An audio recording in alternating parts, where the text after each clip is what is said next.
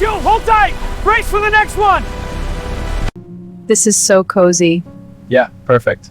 I could stay here forever. Me too. A woman's boat was sinking in a violent storm. She and her team faced certain death until fisherman Thomas Riley did something extraordinary. After saving everyone, he disappeared before authorities arrived. The next morning, a Navy helicopter intercepted his fishing boat, forcing him to face what he'd left behind. Hi everyone. Welcome to Tales Unveiled. Let's get started. The storm was coming in fast. Captain Thomas Riley could see it from the wheelhouse of his fishing trawler, a massive wall of dark clouds moving straight toward them. At 64, Riley had spent enough time on the water to know when weather was about to turn nasty. This one would hit hard. Second Chance was the name painted on his weathered boat. Funny how sometimes a name can tell a whole story without meaning to. Riley's rough, calloused hands gripped the wheel confidently as the waves grew higher, rocking the small vessel. Those hands knew exactly what to do in a storm, skills Riley had picked up long before he ever became a fisherman in a life he never talked about. "Storm's coming faster than forecast, Captain," said Miguel, the youngest of his two-man crew at 32, pointing at the wall of black clouds now visible on the horizon. "Weather service gets it wrong half the time out here," Riley replied, his voice a low rumble that barely carried over the engine's steady thrum. "We'll finish this trawl, then head back." Liam, his first mate of 15 years, glanced up from the sonar. "Could leave the nets. Come back tomorrow." Riley shook his head slightly. "Fish we caught today feeds people tomorrow. We finished the job." Neither crewman argued. In the 5 years since Riley had purchased the aging trawler after a lifetime working on other men's boats, they'd learned that the captain's quiet determination was as unchangeable as the tides. When Thomas Riley said they would finish a job, they finished it, weather be damned. What neither of his crew knew was that Riley had spent 20 years in the Navy before turning to commercial fishing. He wasn't just any sailor, though. Riley had been a rescue swimmer, one of those elite few who jump from helicopters into raging seas when someone needs saving and all other options have failed. But that was decades ago, before the mission that went wrong, before he lost his confidence, before he walked away from everything he'd trained to be. That's why he named his boat Second Chance. It was exactly that, a second chance at a life where the only person who could drown if he made a mistake was himself. Sometimes, when storms like this one approached, Riley would catch himself looking at the waves differently than other fishermen. He'd automatically calculate entry points, escape routes, survival odds, all those old habits, before forcing those thoughts away. Riley checked his watch. 30 more minutes, then we haul in. The storm arrived in 20. The first squall line hit them like a physical blow, sending spray across the deck and forcing Riley to grip the wheel tighter. Rain began hammering the windows of the wheelhouse, reducing visibility to mere yards. The small trawler pitched and rolled with each wave, but Riley's hands remained steady on the controls, making minute adjustments that kept them perpendicular to the swells. "Captain," Miguel called over the howling wind, pointing to the radar screen. "Something big, 3 miles southeast." Riley squinted at the display. A vessel, much larger than their 58-foot trawler, was drifting sideways in the mounting seas, a dangerous position for any ship. "They're not under power," Liam observed, wiping salt spray from his beard. "No wake signature." Riley's jaw tightened. The responsible thing would be to report it and keep moving. His boat wasn't equipped for heavy rescue operations, and in these conditions, approaching another vessel could endanger his own crew. The Coast Guard had helicopters, cutters, professionals with proper equipment. But the Coast Guard station was 2 hours away, and in seas like this, a drifting vessel could capsize in minutes. "Haul in the nets," Riley ordered quietly. "We're changing course." Miguel and Liam exchanged glances, but moved immediately to comply. In all their years with the captain, he'd never deviated from a planned route, especially with a full catch and weather closing in. As they struggled to secure the nets in the heaving seas, neither noticed the subtle change in their captain's demeanor, how his movements became more precise, his focus more intense, his eyes constantly calculating distances, wave patterns, approach angles. For the first time in years, Thomas Riley was thinking like a rescue swimmer again. On the radio, Riley reported their position and the drifting vessel. The Coast Guard acknowledged, but confirmed what he already knew. Their nearest assets were hours away. Meanwhile, the waves built to 15 feet, each impact shuddering through the trawler's frame. As they drew closer, the vessel's identity became clear. The Oceanic Explorer, a 120-foot research vessel that frequented these waters studying marine ecosystems. Through his binoculars, Riley could see figures on the rear deck, waving frantically. The research vessel was listing badly to port, its engines apparently dead. "They're taking on water," Riley muttered, more to himself than his crew. The Oceanic Explorer rode too low in the water, its rail nearly touching the surface with each roll. "Captain, we can't dock alongside in this," Liam said, stating the obvious. "One wrong wave and we'd both go down." Riley nodded. "We'll pass close, throw lines. Anyone who can jump, we'll pull aboard." "And if they can't jump?" Miguel asked. Riley didn't answer. Instead, he removed his heavy weather jacket and boots. "Sir?" Liam's voice carried a note of disbelief. "You're not thinking of—" "Mind the helm," Riley interrupted, his tone leaving no room for discussion. "Bring us within 50 feet, then keep station. I'll need you both on retrieval." Before either man could protest further, Riley was moving toward the stern, cinching a lifeline around his waist. Decades had passed since his last rescue swim, but his body remembered the controlled breathing, the mental calculation of currents, the focused calm that separated survival from disaster. The Second Chance drew alongside the stricken research vessel, keeping a safe distance while still close enough for Riley to assess the situation. 8 people stood on the tilting deck of the Oceanic Explorer. 2 appeared injured, supported by their colleagues. Behind them, the pilot house was already partially submerged. Riley raised a bullhorn. "We can take you off. Prepare to receive a line." A woman in a soaked yellow weather jacket, clearly the one in charge, responded through her own bullhorn. "Negative. We have injured who can't jump. Vessel's breaking up." Riley glanced back at Miguel and Liam. They watched him with faces that mixed concern with growing respect. "Keep her steady," he called to them. Then, without another word, he dove into the churning sea. The cold hit him like a punch to the chest. But something happened as he entered the water. Muscle memory kicked in. The years fell away. His body remembered what to do, even if his mind had tried to forget. He timed his strokes carefully through the troughs between waves. One wrong move, and he'd be crushed between the 2 vessels. As he approached the research ship's hull, he could hear the metal groaning, the sound of a vessel about to die. One by one, Riley helped the researchers into the water and guided them toward the trawler, where Miguel and Liam pulled them aboard with practiced efficiency.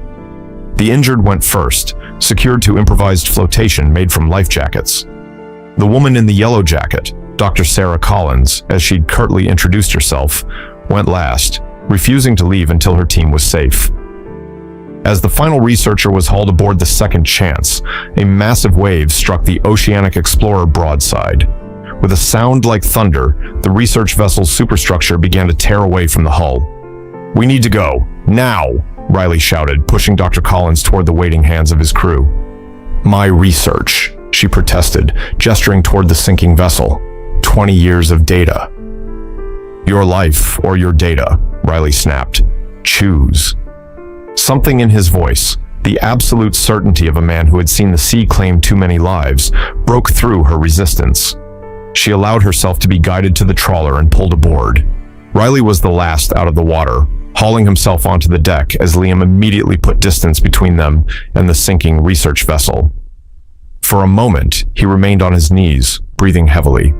The cold water and exertion had taken more out of him than he wanted to admit. 64 wasn't 30 anymore, no matter how well he'd maintained himself. Dr. Collins crouched beside him, her expression a mix of gratitude and lingering shock. "You saved all of us. How did you—" She gestured at the raging sea they'd just crossed. Riley rose unsteadily to his feet. "Just did what needed doing." He turned toward the wheelhouse, ending the conversation before it began. For the next hour, as they fought their way back toward shore through the worsening storm, Riley remained at the helm, refusing Miguel's offer to take over. The 8 researchers huddled in the trawler's small galley, wrapped in every spare blanket and piece of clothing the crew could provide. Dr. Collins made her way to the wheelhouse, steadying herself against the violent pitching of the small vessel. "Captain," she began, "I need to properly thank you. What you did. The Coast Guard said they wouldn't have reached us in time." Riley's eyes remained fixed on the churning seas ahead. "No need for thanks. Anyone would have done the same." "No," she said firmly. "They wouldn't. I've been on research vessels for 15 years. What you did was extraordinary." She studied his profile in the dim light of the instruments. "You've had rescue training." It wasn't a question. Riley's silence confirmed her suspicion. "My father was Navy," she continued. "Search and rescue. He always said you could spot the swimmers by how they moved in rough water, like they were dancing with it instead of fighting it." She paused. "That's how you moved out there." Riley adjusted their course slightly, his expression revealing nothing. "Your team should rest. We'll reach Harbor Point in about 3 hours." Dr. Collins recognized the dismissal, but stood her ground. "At least tell me your name, for my report." "Thomas Riley, second chance out of Rockport." His tone made it clear the conversation was over. As promised, 3 hours later, the lights of Harbor Point came into view. Riley steered the trawler toward the commercial docks, away from the Coast Guard station, where emergency vehicles could already be seen waiting, lights flashing in the pre-dawn darkness. "Shouldn't we head for the Coast Guard dock?" Liam asked. "They'll have medical personnel for the injured." "They can come to us," Riley replied. "I'm not leaving our catch to spoil." The real reason went unspoken. Riley had no desire to face questions, paperwork, or, worst of all, recognition for what he'd done. He'd left that life behind decades ago for good reasons. As they tied up at their usual berth, Dr. Collins approached him again. "The Coast Guard will want statements. Probably the press too, once word gets out." Riley secured the wheel, then turned to face her directly for the first time. "You tell them whatever you need to. We're due back out in 6 hours, once we offload and refuel." Her eyes widened. "After what you just went through? That's insane." "That's fishing," he corrected her. "Tide and market wait for no one." Before she could respond, Coast Guard and emergency personnel swarmed the dock. In the confusion of medical evaluations and excited researchers recounting their rescue, no one noticed when the captain of the Second Chance quietly supervised the offloading of his catch, refueled, and filed a departure plan for high tide. By the time Dr. Collins looked for him again, the trawler was already disappearing into the morning mist, heading back out to sea. As Riley vanished into the mist, a chain of events was set in motion back at Harbor Point. The rescue hadn't gone unnoticed, and neither had the captain's quiet departure. Meanwhile, Thomas Riley had no idea what was happening back at the harbor. As he pushed his vessel back into the deep waters where he felt most at home, he had no clue that Sarah Collins wasn't just any marine researcher. She was the daughter of Vice Admiral James Collins, commander of the Navy's 7th Fleet, and she had already made a phone call that would change everything for the solitary captain. 6 hours after leaving Harbor Point, the Second Chance had reached Riley's favorite fishing grounds. The storm had passed completely. Now the sea was calm under clear blue skies, like it was apologizing for its earlier tantrum. His crew worked quietly, setting nets with the smooth efficiency that comes from doing something thousands of times. "You did a good thing, Captain," Liam said finally, breaking the silence that had hung over them since they'd left port. Riley checked the sonar readings. "We did our job, no different than anyone would." "With respect, sir, that's not true." Liam's voice held an unusual firmness. "I've been fishing these waters for 30 years. Never seen anyone dive into seas like that, especially not a man your..." He caught himself. "Age?" Riley supplied, the corner of his mouth twitching slightly. "I'm old, Liam, not deaf." "Experience," Liam corrected diplomatically. Most captains would have called it in and kept moving. Riley made a small adjustment to their course. Maybe they should have. Miguel, who had been silent until now, joined them in the wheelhouse. "Captain, I've got to ask, where'd you learn to swim like that?" For a moment, it seemed Riley wouldn't answer. Then, surprising even himself, he did. "Navy. Rescue swimmer. Long time ago." His crew exchanged glances. In 5 years, this was the most personal information their captain had ever volunteered. "What made you stop?" Miguel asked, then immediately regretted it when he saw Riley's expression harden. "Nets need checking," Riley said, effectively ending the conversation. The rest of the morning passed uneventfully as they worked, the familiar rhythm of fishing providing the comfort of routine after the previous night's chaos. It was approaching noon when Liam, squinting at the horizon, called out from the stern, "Captain, aircraft approaching fast." Riley stepped out of the wheelhouse, shading his eyes against the sun. The unmistakable silhouette of a military helicopter was visible against the blue sky, growing larger by the second. "Coast Guard?" Miguel suggested. Riley shook his head. "Naval." The helicopter, a Seahawk, slowed as it approached, hovering about 50 yards from the trawler. Through his binoculars, Riley could see naval insignia and the number 7 painted on its side. 7th Fleet. Something cold and heavy settled in his stomach. "They're hailing us," Liam called, pointing to the radio. In the wheelhouse, the Marine band crackled to life. "Fishing vessel Second Chance. This is U.S. Navy Seahawk Foxtrot 79er.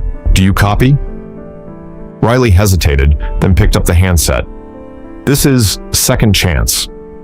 We copy." "Captain Riley, we've been dispatched to verify your condition following last night's rescue operation. Please stand by. We're sending down our rescue swimmer to assess." Before Riley could protest, a figure dropped from the hovering helicopter, executing a perfect dive into the calm sea. The swimmer, a young woman in full rescue gear, cut through the water with powerful strokes, reached the trawler and climbed aboard with practiced ease.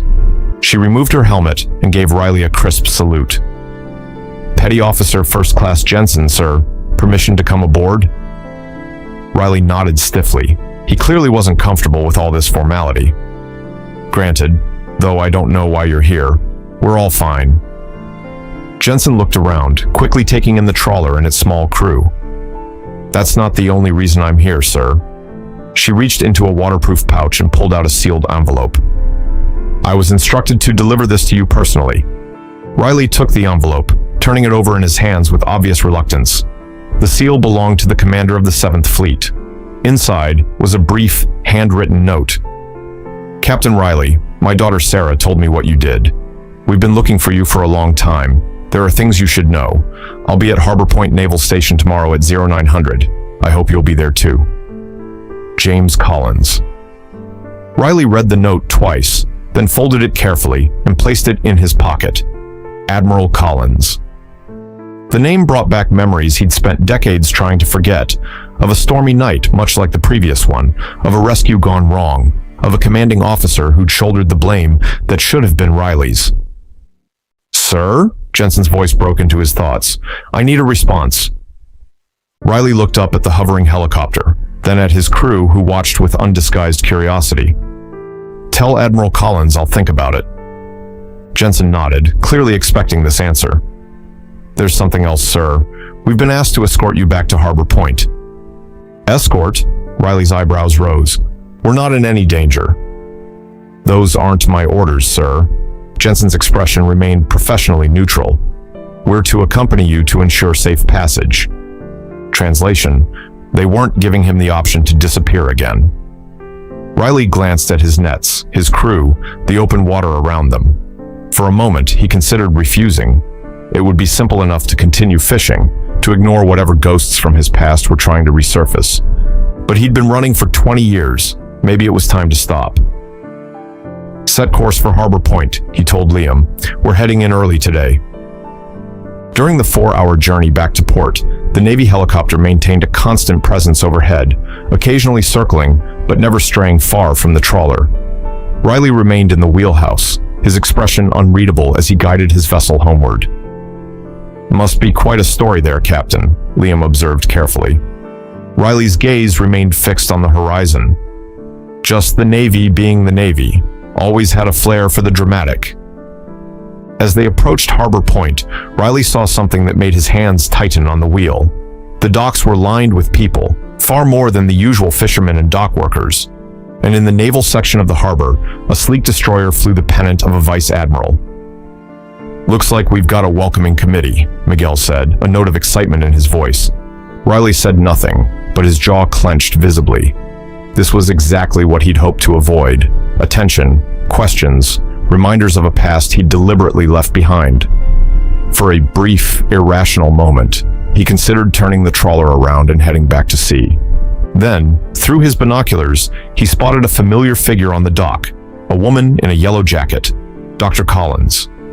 Beside her stood a tall man in a naval uniform adorned with the insignia of a vice admiral. James Collins had apparently decided not to wait until tomorrow. As the second chance approached its birth, the crowd on the docks parted. Dockworkers moved forward to catch the lines Miguel and Liam threw, securing the trawler. Throughout the process, Riley remained in the wheelhouse, watching through the salt-streaked windows.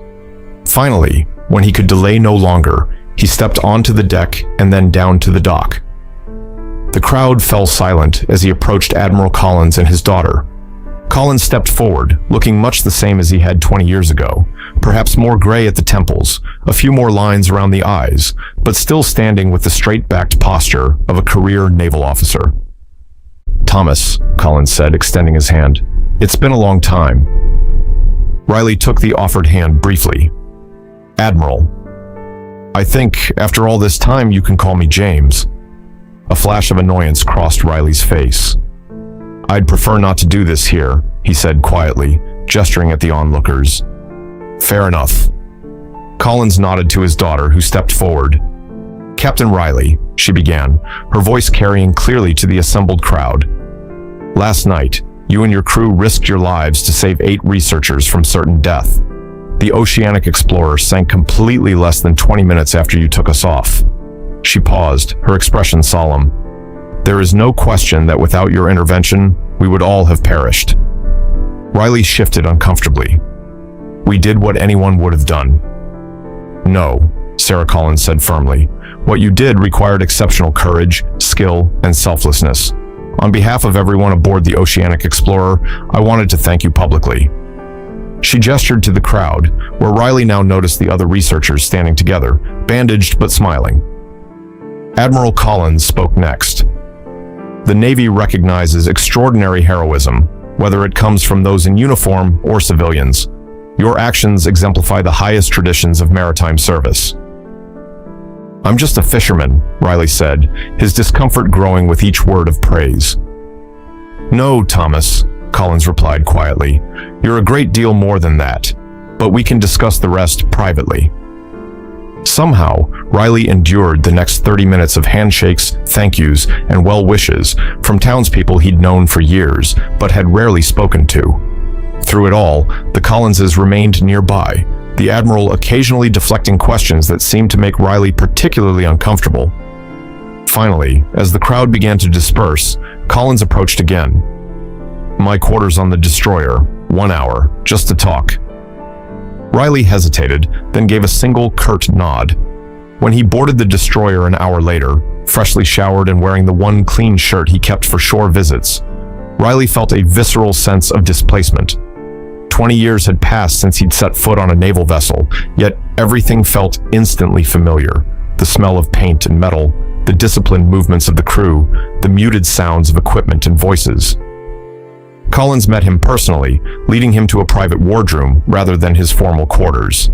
It was a considerate choice, less intimidating, more neutral ground. "You disappeared," Collins said without preamble once they were seated. "After the inquiry cleared you, you just vanished. Took me years to track you down, and by then you'd made it clear you wanted to be left alone." Riley's expression remained neutral. "I believe my resignation letter was quite thorough." "Thorough, yes. Accurate? No." Collins poured coffee from a carafe, sliding a cup toward Riley. "You didn't fail that night, Thomas. You saved 4 lives in conditions that should have killed everyone involved." 3 people died, Riley countered, his voice flat, "including your executive officer. Commander Hayes was my responsibility, not yours. He knew the risks when he ordered that rescue attempt." Collins leaned forward. "You've been carrying guilt for something that wasn't your fault." Riley stared into his coffee cup. With respect, Admiral, you didn't call me here after 20 years to absolve my conscience. What do you want? Collins sighed. Always direct. I've missed that. He reached into a folder and withdrew several photographs, sliding them across the table. I want you to look at these. The photos showed young men and women in naval rescue swimmer gear, training in rough seas. In one image, a helicopter hovered as a swimmer descended toward churning waters. The rescue swimmer program has changed over the years, Collins continued. New techniques, better equipment, but the core mission remains the same. Saving lives, Riley said quietly. Yes. Collins studied him carefully. We're establishing a new training facility at Harbor Point. These waters, with their unique currents and conditions, make it ideal for advanced training. Understanding dawned on Riley's face. You want me to train your swimmers? I want you to consider it, Collins corrected. Not full-time. You could keep your boat, your crew, your life exactly as it is. But twice a month, you'd share what you know with the next generation. Riley was already shaking his head. I haven't been in the program for 20 years. Whatever I knew then is outdated now. What you did last night suggests otherwise, Collins countered. Sarah told me how you moved in that water. Some skills never fade, Thomas. Riley stood abruptly. I appreciate the offer, but I'm not interested in returning to that life. I'm a fisherman now. You're both, Collins said simply. You always have been. Last night proved that. Riley moved toward the door, then paused. Why are you really doing this, James? Guilt? Pity? Respect, Collins replied without hesitation. And because the Navy lost something valuable when you left, I'd like to get a piece of it back. Riley left without answering, the weight of the past and the unexpected fork in his future hanging heavily between them. The next morning, as Riley prepared the second chance for another day at sea, he found both his crewmen waiting at the dock alongside a familiar figure in naval uniform, Petty Officer Jensen from the helicopter. Captain, Liam began awkwardly, we've been talking about yesterday. Riley continued his pre-departure checks. Not much to talk about. Actually, sir, there is, Miguel said. Jensen here told us about the training program, about you maybe teaching part-time. Riley's hands stilled on the fuel gauge. That wasn't a settled matter. We think you should do it, Liam said firmly. Both of us, even if it means adjusting our schedule. Riley looked at his crew, men who had stood beside him through storms and lean seasons, who had trusted him with their lives countless times without knowing his past. Why? He asked simply. Miguel gestured toward the sea. Because what you did out there should be passed on, sir. Jensen stepped forward. The first training group arrives next week, Captain Riley. 8 candidates. They've all heard about what you did during the storm. She hesitated. It would mean a lot to have you involved. Riley looked past them toward the open water, then at the naval destroyer still anchored in the harbor. For 20 years, he'd defined himself by what he'd left behind, carrying the weight of perceived failure like ballast in his soul. One session, he said finally. I'll do one training session and see how it goes. The relief on their faces was immediate and gratifying. As Jensen departed to report his decision, Liam and Miguel returned to their preparations with renewed energy. Alone in the wheelhouse, Riley unfolded Admiral Collins's note, reading it one more time before carefully placing it in the small box where he kept his most important papers, fishing licenses, his boat registration, and a faded photograph of a much younger Thomas Riley receiving his rescue swimmer certification. As he guided the second chance out of the harbor, he spotted a small group on the naval dock, Admiral Collins, his daughter, and several uniformed personnel watching his departure. Collins raised a hand in salute, a gesture Riley acknowledged with a brief nod. The trawler passed the harbor entrance, meeting the first swells of the open ocean. Riley felt the familiar rhythm of his vessel, responding to his hands on the wheel, to the water beneath its hull, a dance he'd performed thousands of times in 2 very different lives. For the first time in 20 years, those lives no longer seemed entirely separate. 3 weeks later, a small ceremony was held at the Harbor Point Naval Station, marking the completion of the first rescue swimmer training course. In attendance were 8 newly qualified swimmers, their instructors, and Admiral Collins himself. Also present, though standing quietly at the back of the room, was the captain of a weathered trawler named Second Chance, a man who had saved lives in a raging storm, vanished back to sea, and finally found his way home to the place where his two worlds could exist as one. As the ceremony concluded, one of the young swimmers, a woman with the determined look of someone who'd found her calling, approached Riley. "Captain," she said, extending her hand, "I wanted to thank you personally." Riley shook her hand with a questioning look. "I was on a research vessel last year when it started taking on water," she explained. "Coast Guard rescue swimmer pulled me out. When I heard what you did in that storm, how you went in without modern equipment, without backup, it's why I signed up." Her eyes held a bright conviction. I wanted to be that person for someone else. Riley felt something shift inside him, a weight he'd carried for 20 years, growing just a little lighter. His legacy wasn't the lives he'd failed to save all those years ago.